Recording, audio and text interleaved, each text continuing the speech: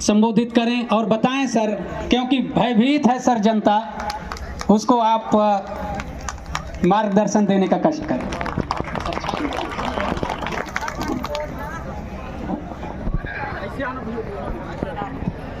आदरणीय विधायक जी, पुष्पराजगढ़ जिला पंचायत अध्यक्ष जी और सभी उपस्थित जिला पंचायत जनपद पंचायत के सदस्य, सभी जनप्रतिनिधिगण, सभी अधिकारी कर्मचारी और यहाँ के सभी संभ्रांत नागरिकगण, अभी जैसा राम प्रसाद जी ने कहा कि लोग भयभीत हैं, उसमें मेरा अनुरोध है आप लोगों से कि पहले हम किसी बात को जानने की कोशिश करें, उसको हम समझें कि ये जो प्रस्ताव है, जो अपर नर्मदा परियोजना बनाने का जो प्रस्ताव है, इस प्रस्ताव में कौन सी जमीन प्रभावित होगी, कितना प्रभाव पड़ेगा और इससे होने वाले फायदे क्या हैं। जब हम इन बातों को समझेंगे तब हम इस जो विरोध के हमारे बिंदु हैं, जो समस्याएं हैं, तब वो हम शासन प्रशासन को बताएंगे और शासन प्रशासन ये समस्या ऊपर तक पहुंचेगी। अभी बहुत सारे लोगों को ये गलतफहमी है कि ये पूरा क्षेत्र डूब जाएगा, कोई कह रहा है पूरा गांव डूब जाएगा, जबकि हकीकत में ऐसा कुछ भी नहीं है। हकीकत में इतना ही है कि अगर नर्मदा नदी में जो बांध प्रस्तावित है उससे प्रभावित जो क्षेत्रफल है, धारा 11 में जो प्रकाशन किया गया है उसमें, उस प्रकाशन में लगभग 1800 हेक्टेयर क्षेत्रफल हमारा प्रभावित होना है। और 1800 हेक्टेयर जो क्षेत्रफल है, एक्चुअल जब सर्वे होगा, वास्तविक सर्वे होगा, तो वो प्रभावित क्षेत्रफल और कम हो जाएगा। वो लगभग 1200 हेक्टेयर क्षेत्रफल ही प्रभावित होगा। हेक्टेयर बची बात की एकड़ में भी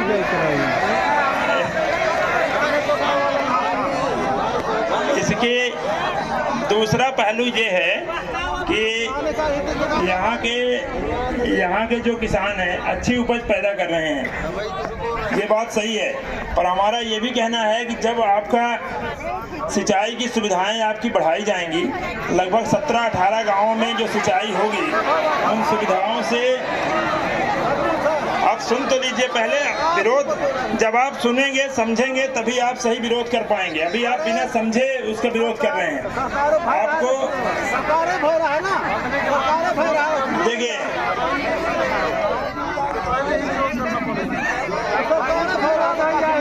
जो बातें अभी सभी वक्ता लोगों ने बताई है, आपने सबको सुना है। आपकी जो देखिए महत्वपूर्ण है आपका विचार, आपकी राय, लेकिन पहले आप उस बात को समझें और उस पर अपनी राय रखें। अभी क्या है, बहुत लोगों को जानकारी नहीं हुई है और फिर भी एक गलतफहमी से फैल गई है पूरे क्षेत्र में कि क्षेत्र डूब जाएगा। ऐसा कहीं कुछ भी नहीं है। हमारे नर्मदा घाटी के जो एग्जीक्यूटिव इंजीनियर हैं, उन्होंने आपको बताया है, और जो सही जानकारी है वो आपके पास होनी चाहिए कि इस पूरे परियोजना में प्रभावित क्षेत्र बहुत कम है, प्रभावित लोगों की संख्या बहुत कम है, और इससे जो सिंचाई वगैरह होगी उससे फायदा आपको ज़्यादा है। इसलिए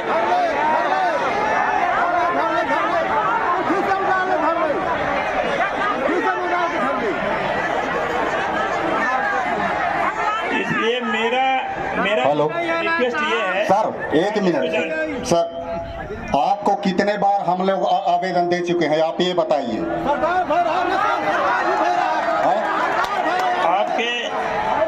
आप लोगों के द्वारा कई बार आवेदन दिया गया है बांध के विरोध में, और हमने आपका हर आवेदन अपने वरिष्ठ अधिकारियों को भेजा है और इस रिपोर्ट के साथ भी भेजा है कि लोगों की राय क्या है। अब उसमें नहीं, लेकिन यहाँ के जनमानस को अभी ये पता नहीं है कि ये जो प्रस्तावित परियोजना है इसमें कौन से गांव प्रभावित हैं, कितनी जमीन प्रभावित है, कहाँ तक का क्षेत्र प्रभावित है। ये इसको जानने के बाद आप इस पर निर्णय करें, ये बेहतर रहेगा। धन्यवाद। हेलो। सर एक मिनट सर, आपसे निवेदन है, आप ये बताइए इस जनता जनार्दन के सामने आप जिस गांव जो प्रभावित है उनको कितना देना चाहते हैं, आप ये बताइए कितना देना। हाँ हिसाब आप बताइए, उससे बात नहीं करनी वो, क्योंकि वो उसी के समर्थन में है, उससे बात नहीं करना है हम। आप बताइए, आप बताइए, आप बताइए। अभी देखिए जो सवाल अभी पूछा गया है इसमें न्यूनतम 12 लाख रुपए हेक्टेयर जमीन का मुआवजा दिया जाना प्रस्तावित है।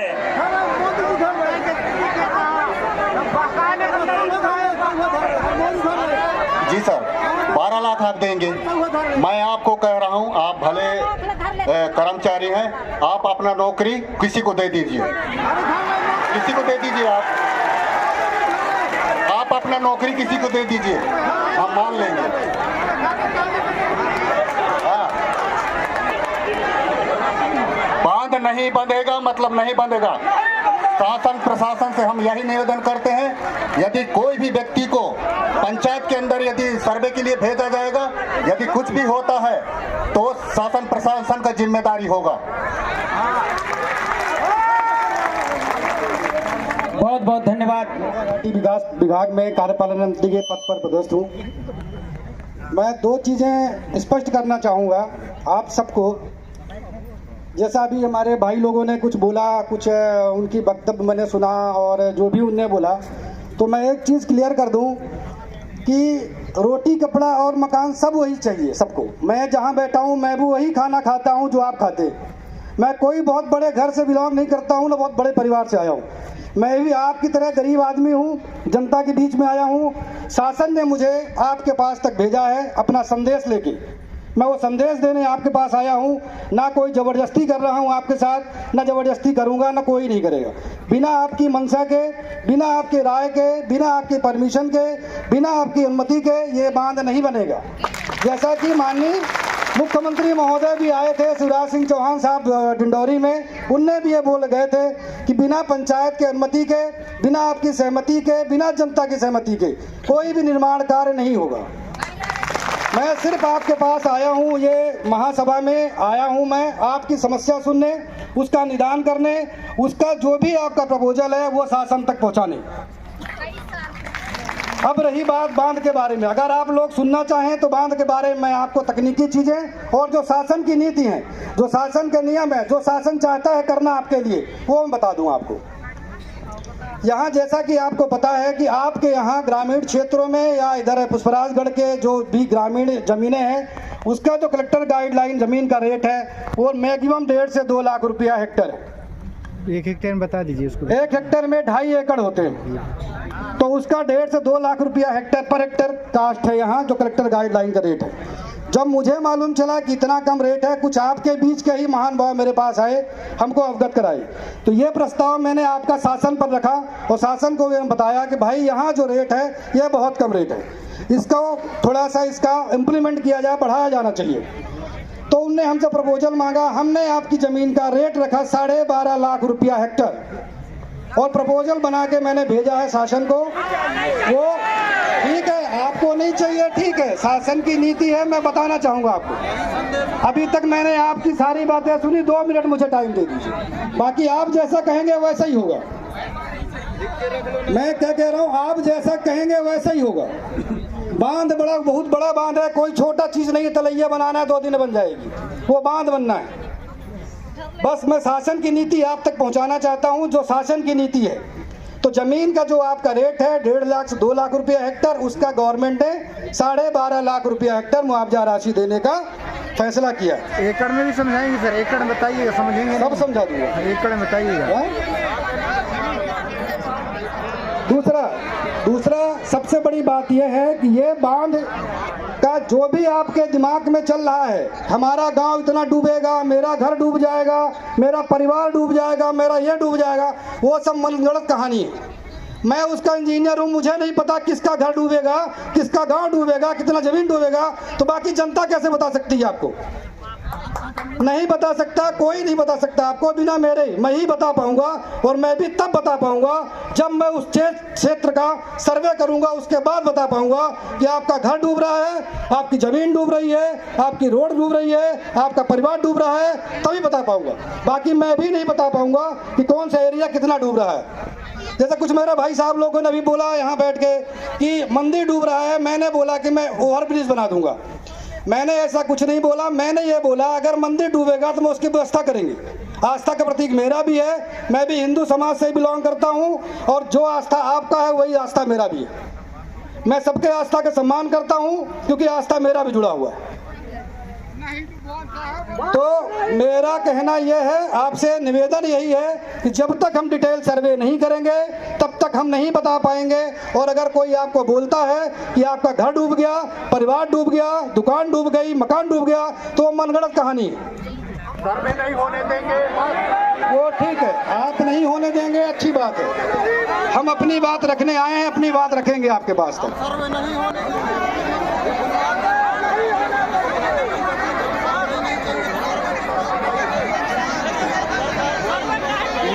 मैं वही बात कहना चाह रहा हूँ कि जैसे अभी तक आपको ये कहा गया कि आपका घर डूब गया, इतने परिवार डूब गए, इतना घर डूब गया, इतनी जमीन डूब गई, तो जब तक मैं सर्वे नहीं करूँगा तब तक मैं कैसे बता पाऊँ?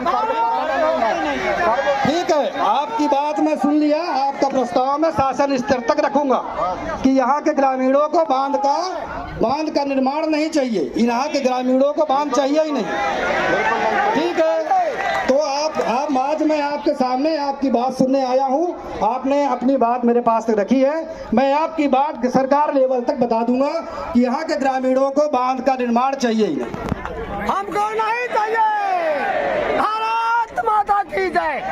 सभी बाकी जो लोग आपसे ऐसा कहें कि हमारा ये डूब गया, हमारा वो डूब गया, वो सब मनगढ़ंत कहानी है, क्योंकि बांध का इंजीनियर मैं हूँ, हमसे भी कोई नहीं जान पाएगा उसके बारे में, और मैं भी नहीं जानता जब तक सर्वे न करवाऊँ। तो एक बाल्टी में पानी लाते बहुत बहुत धन्यवाद आपको, हमारी बात सुना आप लोगों ने, बहुत बहुत धन्यवाद। आपकी जो बातें हैं वो गवर्नमेंट लेवल तक पहुंचा दिया जाएगा।